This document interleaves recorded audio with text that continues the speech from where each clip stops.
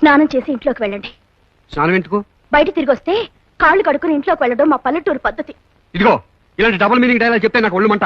Double గేమ్లు ఆడే వాళ్ళకి అన్ని డబుల్ గానే కనపడతాయిలేండి. అంటే ఏంటే? స్నానం చేయకపోతే ఇంట్లోకి రానివ్వా? ప్రతి ఆడది తన ఇంటిని ఒక దేవాలయంలా చూసుకుంటుంది.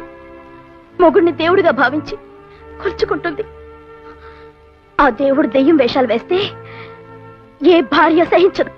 ఇప్పుడు నేనేం దెయ్యం వేషాలు వేశానే? పరాయి ఆడదాంతో షికార్లు కొట్టి రావడానికి ఏమంటారో. మహాతల్లివి, సైడ్కి తీసుకెళ్లి గుసగుసలాడి ఏ మంత్రం వేసావు?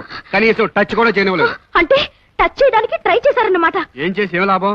విడాకుల సర్టిఫికెట్ తెమ్మని ఫిట్టింగ్ పెట్టావుగా. శిరీష పియ్యగా ఆవిడ క్షేమం చూడడం నా ధర్మం. నన్ను పెళ్లి చేసుకుంటుందని నీ కుళ్ళు. అవునండి, నా కుళ్ళు, అసూయ, ఈర్ష్య. నాకే కాదు, ఏ ఆడదానికైనా మొగుడు విషయంలో అంతే.